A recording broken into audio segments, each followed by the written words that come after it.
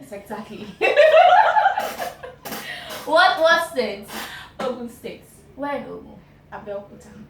Oh, Awolumate. Awolumate. Awolumate. That means enter the city and not disgrace. Let me use that word. Okay, Awolumate. Yeah. Okay. Someone who enters the city and is, let me say, honored. Oh. Exactly. And she has entered our city and she's honored. Welcome, Miss Grace Awolumate. Hope the journey is not stressful because she's coming all the way from Ibadan, my people. She came for you people. My listeners. How was the journey? Let's start. It was fine. It was fine. It was okay. Yeah. Okay, so let's dive straight into the interview section because trust me, you know my interview with my guests is always fun. I always have game section and this woman is blessed. Let's just put it that way. So can we meet you? Tell us everything we need to know. Okay, so my name is Grace Oluwatosin Awolumate. I am Eniyorefe. Okay, so I just mentioned that my name is Grace Oluwatosin Awolumate, but I am, if I'm to give a definition of myself, I am Eniyorefe. Eniyorefe. Exactly. Okay. Yes. So I'm from Ogun State.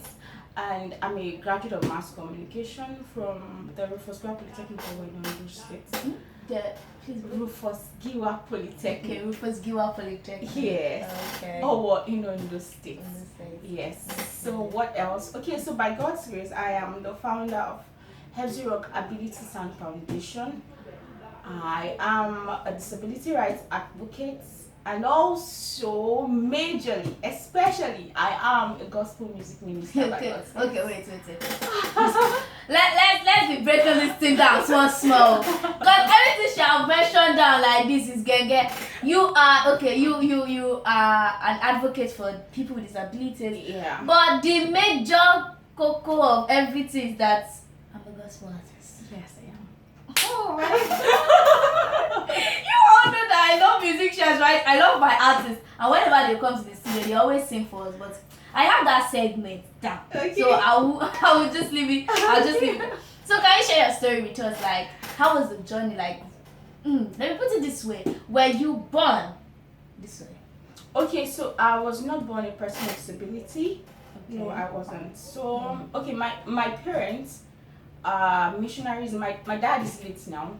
Okay. Yes, late Pastor Philip Akindele Awolumate. He was in Jigawa State by then. And then I was born in Kazauri in Jigawa State. And at that time, polio was much, not like what we have now, where we don't really have cases of polio. Okay. But then it was like the beginning of polio. So polio was all over the place. And people in the north were more exposed to polio. Yes, exactly. So, and then somehow I became a victim. And then when it happened, nobody knew that it was polio. It was treated like the usual fever, malaria and all that. So when it happened, my mom was really concerned, my parents were concerned, and then my mom took me to the hospital, and she took me to the hospital, and the nurse in the hospital just immediately she was ready to do her job, to save a life, and then she gave me an injection. Exactly. She thought it was the usual malaria, fever, and all that, and then it just happened, and I was injected. So when it happened, I got home. Let me summarize everything. And I was at the age of 3, and then when I got home, and the following day I woke up. I was supposed to wake up the normal child, walking child, and then my dad was very happy seeing his daughter awake, and he was still singing. But like what he told me, I woke up moody, and I was trying to get down from the bed, and I couldn't. When I got down, I fell, and then when I stood up, I started using the wall to support myself, and then I fell down. Then my dad was like, "Oh, something has happened to this child." Yes. And then the whole thing started. The journey of disability started for me, for my family, and for my siblings. Wow. Yeah. So from all these, what was your childhood like? Because I know that children can be naughty. Yeah, exactly. Very naughty. And their naughtiness can hurt someone. So how was the childhood experience like? Okay, so childhood experience was beautiful for me. Let me use that word. It was, yeah, because not like what we have now. You know, I can't say if what we have the kids we have now, some of them, you know, they ask questions, or let me say maybe for that time they saw me as a normal child, you know, and I was treated like a normal child in my family from my parents. And then, you know, one thing I would always say is that I'm forever grateful for my parents. I'm forever grateful to them because I was treated like a normal child. Oh, and Daddy, thank you. Okay, so I was treated like a normal child, and going to school, I can't remember, although I was younger, so I can't remember having any experience of bully, of anybody saying anything negative to me. They were all my friends. You know, going to school, my siblings were the one carrying me on their back to school. As at that time, there was no walking aid, there was no crutches, there was no anything. So they were carrying me to school. They take me to school in the morning, come back to pick me home. And sometimes even their friends would say, okay, let me help you carry her, and then they help me take me home. You know, it was like a normal childhood experience for me. Nothing was special except for the days when we had to go to the hospital and all that, but it was a beautiful one. Yeah. Pretty much I can relate a little bit because before my younger sister died, she was not born with partial stroke, but she died of partial stroke. So I could pretty much relate to everything that is going on that happened. Okay, so if your childhood experience was beautiful, let's move on to the higher grade. University also. Universities now, because when did you graduate? So that I'll know how I graduated in 2014. Yeah. 2014. Yeah. Okay, so it's still rampant. It's still common in university where people look down on certain people for not having a particular gift, or not dressing in a particular way, not being famous. Exactly. So like, how was it? Because I could pretty much tell that so many things would have happened, so many things would have occurred. Okay, let me start from when I got my admission. Okay. My parents were in Calabar, and I was admitted to First Class Polytechnic in Ondo State. So I had to travel down from Cross River State to Ondo State. Okay, so when I was going, there was no any kind of discussion about who was going to follow me to school, who was going to assist me in school and all that. I was just sent to school by God's grace. Myself, I was crying. I was seriously crying. Like, my fears were just before me. They were facing me, telling me, okay, you want to go to school? Oh, yeah, let's see you. You want to go to school?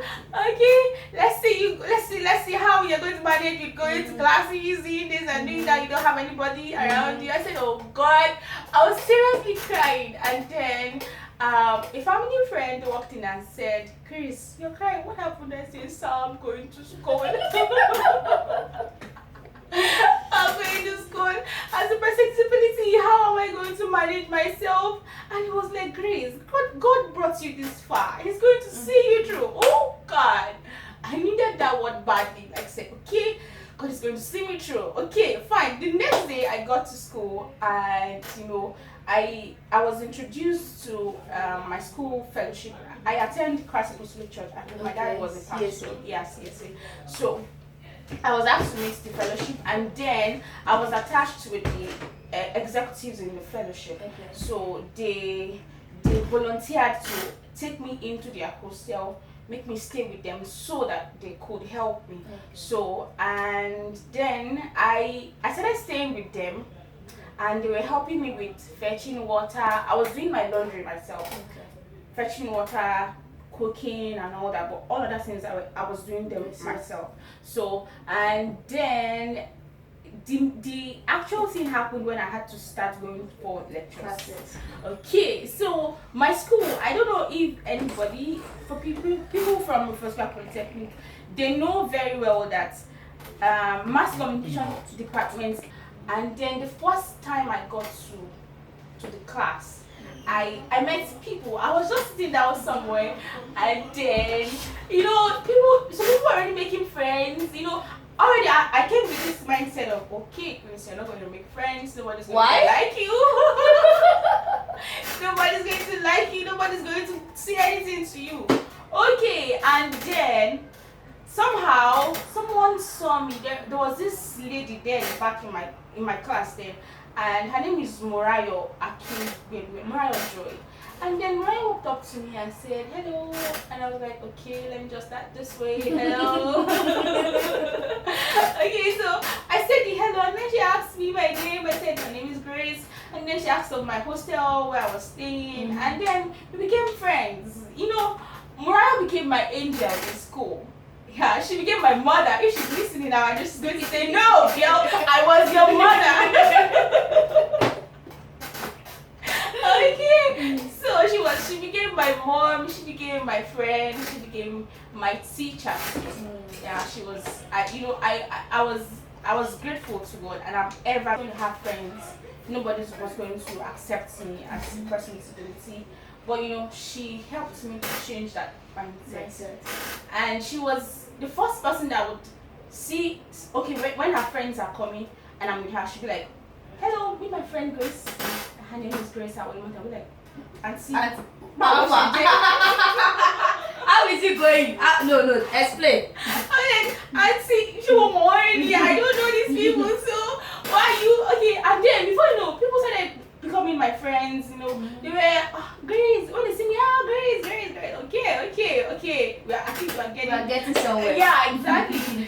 So it was a beautiful experience. It was hard at the beginning. Okay. Majorly I at first going for lectures. There were days when I didn't get a bike.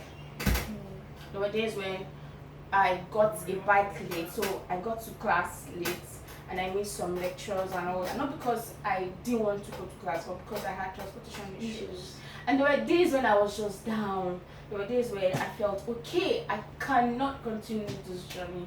I'm tired. But God was faithful. He remains faithful. He is still faithful. Yeah. So with all these challenges, with people with disabilities out there in university, because most of them now they are already there's this thing before I said disability doesn't make me less human. It makes me a special being. And disability is not a reason to stop living. It's a reason to continue living. Yeah. It is not at first it was difficult for me to accept the fact that I live with disability. There were days whenever I woke up from bed, I felt bad. I said, okay, now I'm awake again. I need to go through stress, I need to go through and all that. But with time, I got to understand that for every day I wake up in the morning, God has a purpose. Yes. Exactly. God has a purpose. And there is no time. With God, there is no time wasting. So, if you are alive, God wants you to do something